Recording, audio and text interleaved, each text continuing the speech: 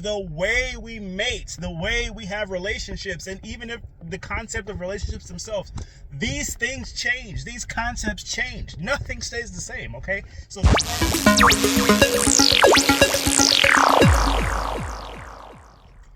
hey, what's going on, y'all? I wanted to talk about three very big and important topics today: marriage, the American dream, and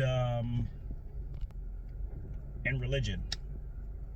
I'm gonna start with the American dream. So now the point I'm gonna try to make here, that I'm gonna try to establish my stance on these three things, and they actually kind of fall under the same umbrella. Now, here's where I stand, and this is gonna be a bold statement, and you can feel whatever you want to feel about it, but I'm gonna say it, okay?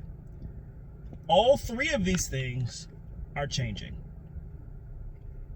And they're going to continue to change forever. Forever. They are in a state now. They will be in a new state in the future. And then even further down the line, those states will have changed again. If I can guarantee anything in the world, if I can make any statement, if any human could make any statement about anything, it's that everything will change. It can and it will, okay? So, the American dream, okay? American dream, what is it? White picket fence, husband and wife, a dog, some kids, couple cars, a house you own. That's kind of what it is, basically, within the United States. Okay. The way we go about doing this, or the way we have been going about doing this for a long time, is you go to college, right? You go through the school system, you go to college. The college, they give you a degree, and they prepare you for a world of work. That's what it does, okay? So you get your degree, you become specialized in something, and you serve the community. That's a good thing. That's a good thing, right? And keep that in the back of your mind. That piece stays. The piece of serving the community stays across time. When things change, that element typically tends to stay. So we do these. We take that typical path. However, right now it's 2023. What we're understanding is that path isn't working the same way it used to. Now, the reason it won't work, the reason it can't work that way, is because the path that I just described a second ago previously provided the income you needed in order to live that life.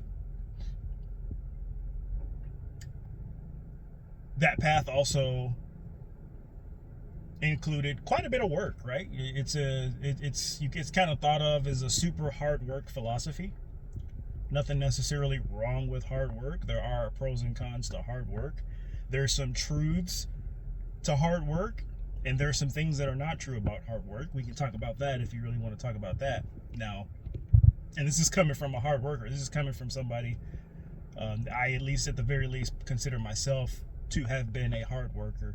And notice I said have been, and I can go into detail in this video, or maybe another one where I explain why I needed to really look deep inside and understand why I'm a hard worker and why it might not have been a good idea for me. But just to not get too far off track here,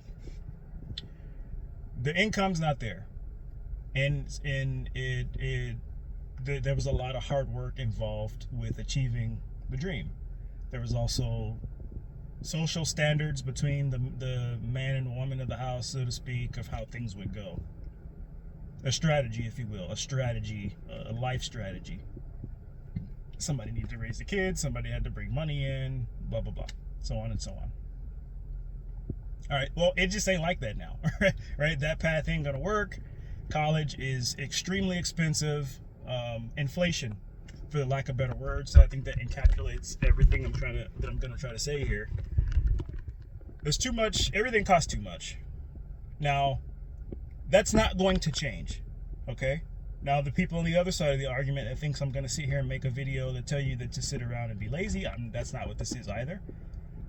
This isn't a do nothing and watch a Netflix video. And this also isn't a go bust your ass and you're not a real man video. That's not what this is about. You can't, hold on a minute.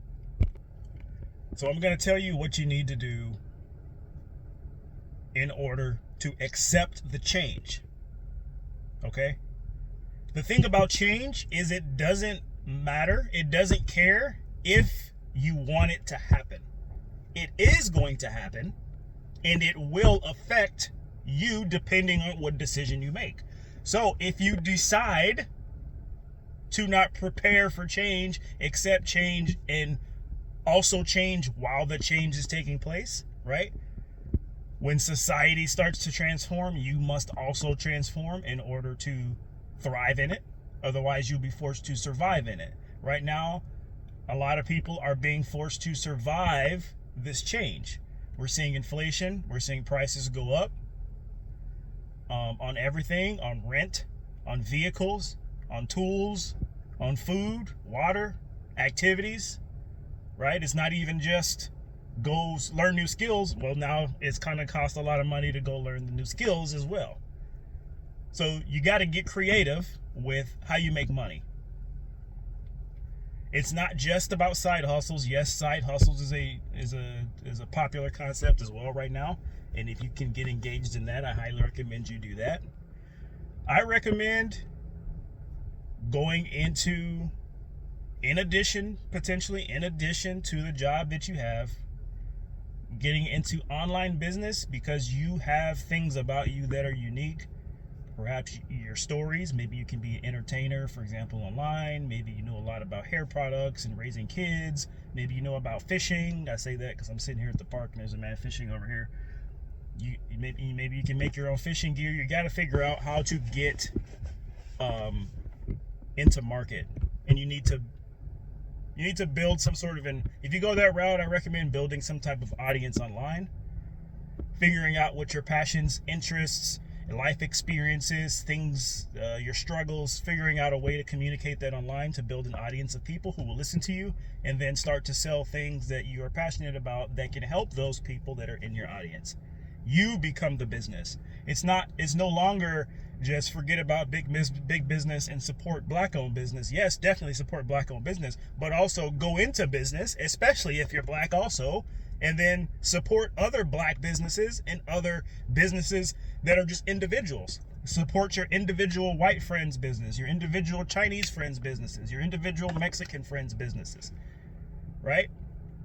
If your Mexican friend sells shoes, buy your shoes from him. If your white friend sells fishing gear, buy your fishing gear from him.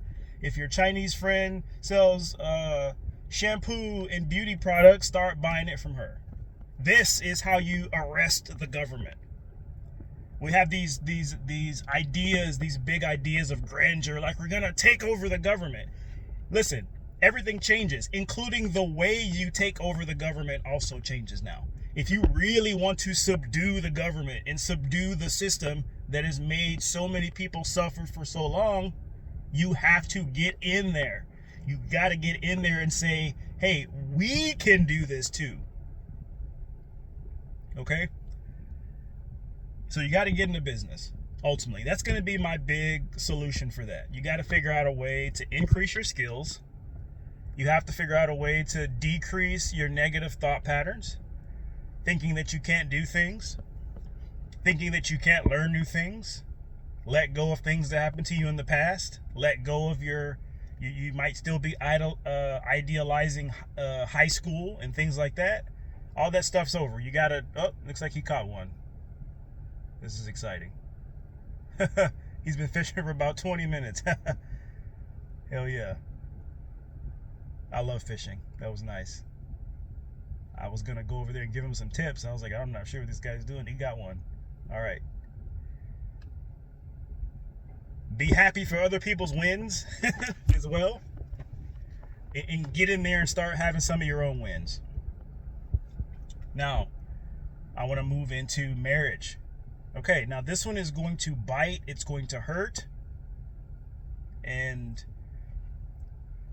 sorry, not sorry, it is what it is. Okay, there was a point in time where women were forced to be with men. Then and then time moves along, and the way men and women interact changes. The way men and men interact, the way women and women interact. Dating has become complex. The universe is expanding still. It has been expanding your whole life and many lives before that, and will continue to expand many lives after. Society is still expanding. It will not stop.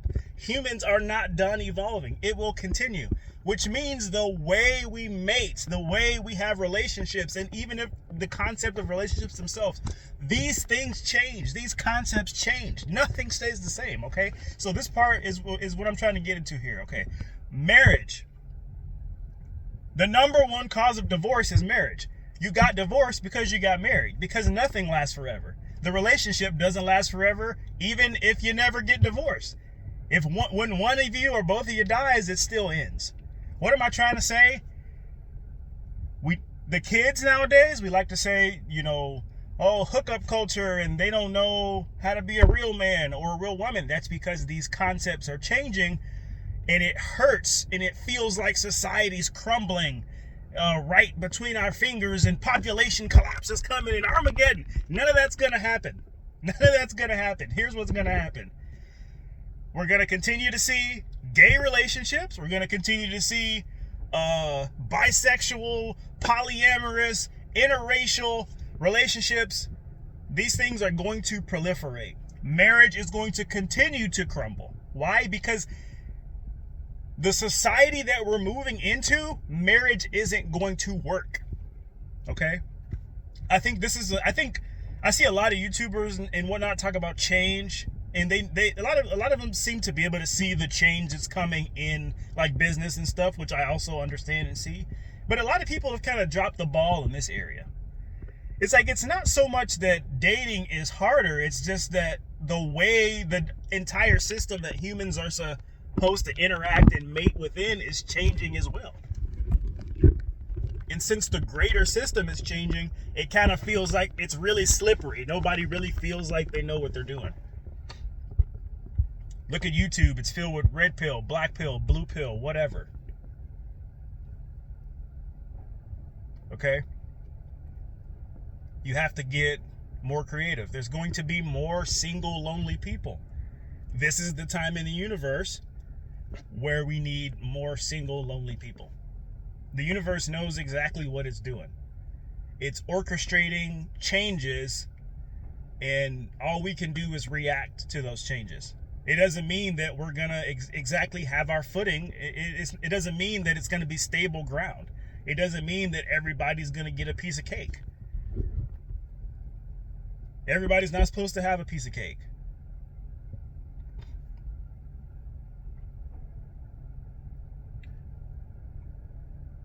The point being, marriage is changing, relationships are changing, people are finding it more difficult to find love. In gay and straight and all these other types of relationships. We're seeing the growth of polyamorous relationships. We're going into a season of existence where polyamory makes sense. Okay, a lot of people don't want to hear that. And my next point is going to be religion. And one of the reasons you don't want to believe that is because you think God is going to save you. You think God is in control of the universe. You think that the law that was written in the scripture is to be followed until the end of time. I'm very, very sorry to break it to you. That is not what it's going to happen. Okay? It's not going to happen. Let's go ahead and get into religion a little bit.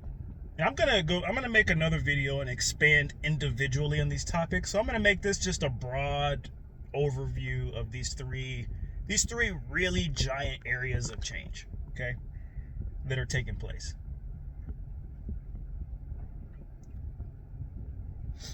Let's see. Religion. Religion was a natural step in the process.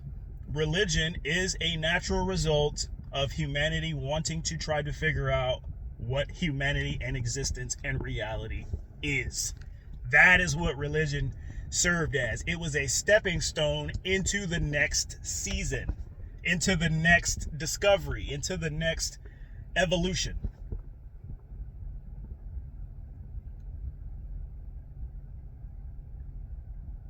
I see even some of my family, I see these posts and these videos and things like that, that there's this attack on God and in these things like this.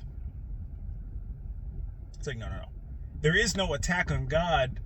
The God of the Bible is not real, okay?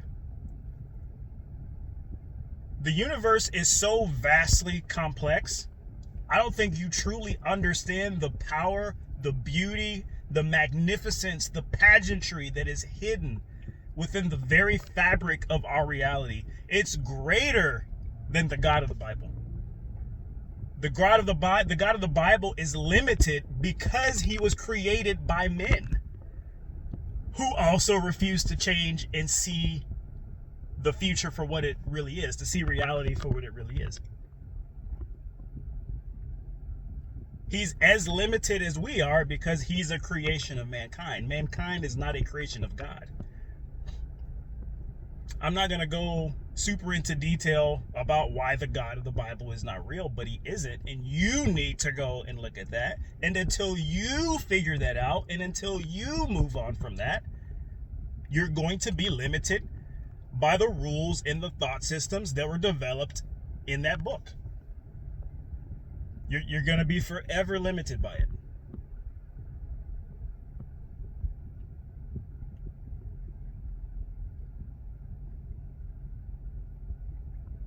You need to dig down deep and understand that it's natural for you to not want to let go of that. It's not natural for humans to really want to let go of things easily. Anything.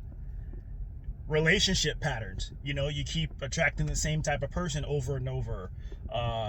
You keep getting cheated on, or whatever the case. There's things about you that you're not wanting to allow to change. And so those things kind of tether you to the physical world, so to speak.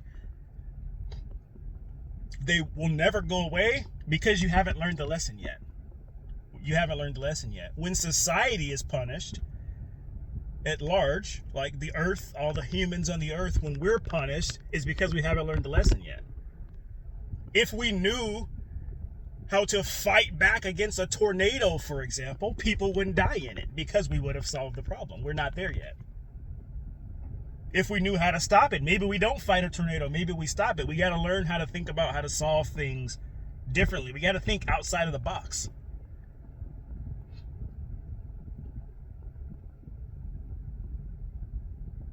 Racism proliferates. It doesn't go anywhere. Sexism, sexual orientationism, any kind of prejudice, these things don't go anywhere because you aren't learning. Now, to be fair, some of you don't want to learn. I get that, right? There's blacks out here that hate rednecks that hate blacks, Asians that hate blacks that hate Indians that hate the Mexicans, all kind of stuff going on. Men that hate women. These things will not go away until you truly understand and go out there and learn more about these other people and cultures. But this requires a wiping of what you think you know. Man, you have to really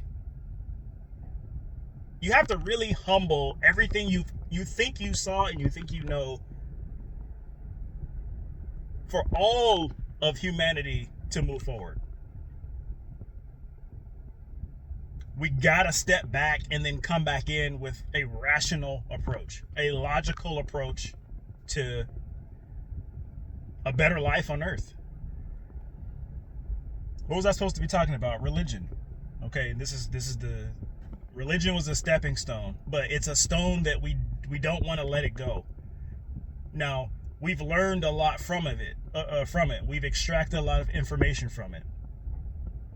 There is information within religion, which is the documentation of people way, way before us, right? They had a little theory. We pulled a little bit of information from that.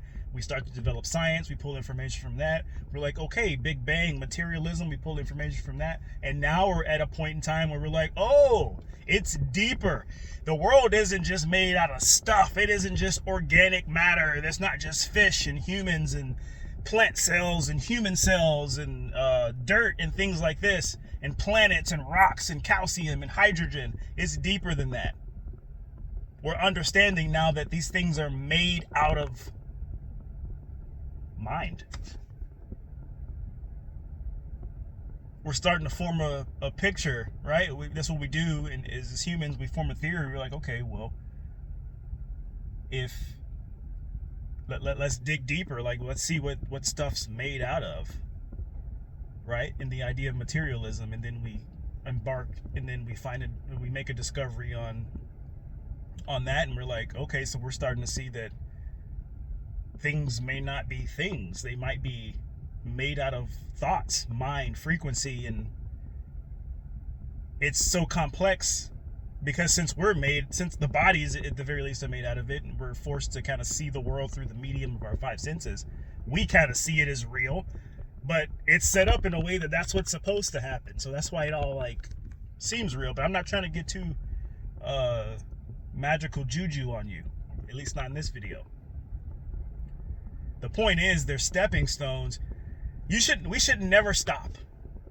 We shouldn't just encounter the Bible and go, oh, that's it. It was God, the end, Savior of the world, sent his son to die for our sins, and it doesn't count because then he brought his son back, so he still got him.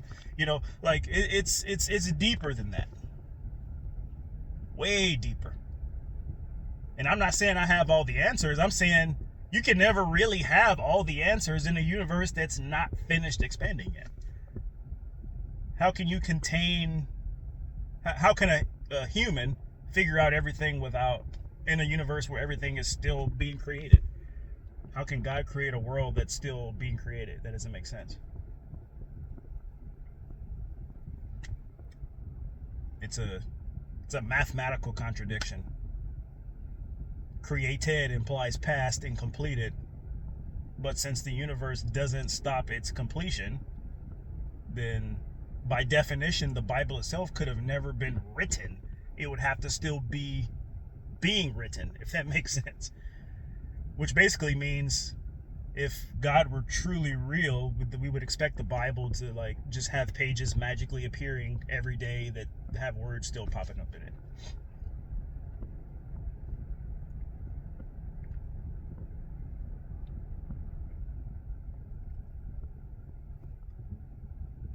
This video is about change in these core topics of like the world. It's complex. I'm not saying that any of these things are going to be simple for anybody. It is not going to be simple. We've made our bed, and we got to lay in it. Every country, every continent, we got rules and regulations and governments and religions and thought processes, illnesses and all kinds of stuff going on. We have so many issues. It's going to start on an individual level. I used to always say, you know, every year we go voting for a new president here in the United States, for example. And let's say one of your big topics for your selection process, your individual selection process of a president. You could be, let's say you're a black lady, and your big thing is you're tired of cops killing black kids. We should all be tired of cops killing anybody, including black kids. So it's kind of weird to be on the opposite end of that, but we should be advocating for that. But let's say that's one of your big talking points, one of your big reasons in deciding factors in who you vote for.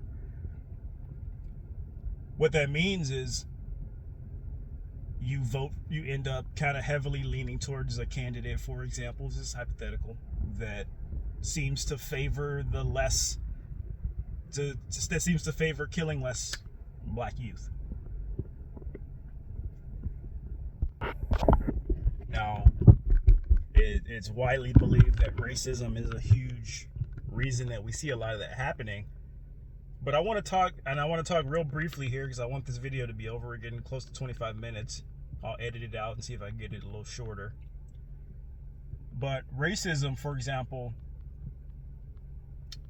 is not so much who you put in office, right? It's like, who cares if Donald Trump hates the Chinese or hates black people? It's your neighbors. It's the people you walk by at the park. It's the people who check out your groceries at the store and that you walk by at the store. It's the people at the dentist's office and the people at the library, the people in the line at the roller coaster at Six Flags with you. It's the people you walk by every day that are holding resentment in their individual hearts. They aren't the representation of the government. Donald Trump can go, or Joe Biden or whoever can go write whatever they want into legislation. If they still want to hate you, they can still do that. If you still want to hate them, you can still do that. You have to decide. It has to happen on an individual level. If we're going to have a free country and not have socialism and making everybody do the same things, then we have to commit on an individual level to be better people, to say, you know what? Maybe I'm wrong about everything. I challenge you to meditate over the next 30 days. Once a day, just sit down for 5 minutes and say, maybe I'm wrong about everything, and just see what comes to your mind and just say, what if I'm wrong about the trauma that happened to me in the past in my own life? Maybe I'm wrong about religion. Maybe I was wrong about my ex. Maybe I'm wrong about concepts like cheating and murder and all kinds of stuff like that, and homosexuality, all these concepts, these buzzwords that we talk about every day. Am I seeing the big picture? I truly think the failure to see the big picture is crippling everybody.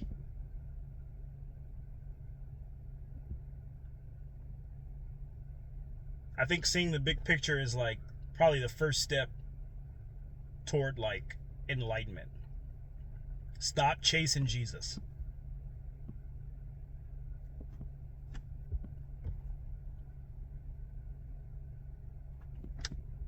I mean that. Stop chasing Jesus. Like, you stop thinking that other things are gonna save you and fix stuff. You have to do it. You have to do it.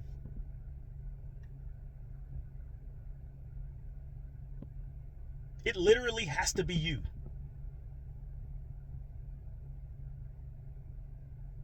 Don't worry about what the other people are doing.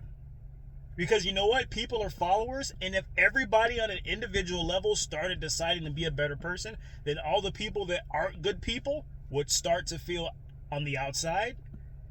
They'll start to feel like they're the outcast, and they'll slowly start coming in. Because people want to be included. But as long as we perpetuate and propagate groups and hate and things like that, there'll always be a safe place for each person with their own little sacred opinions to hide in. That's why we got 3,000 religions.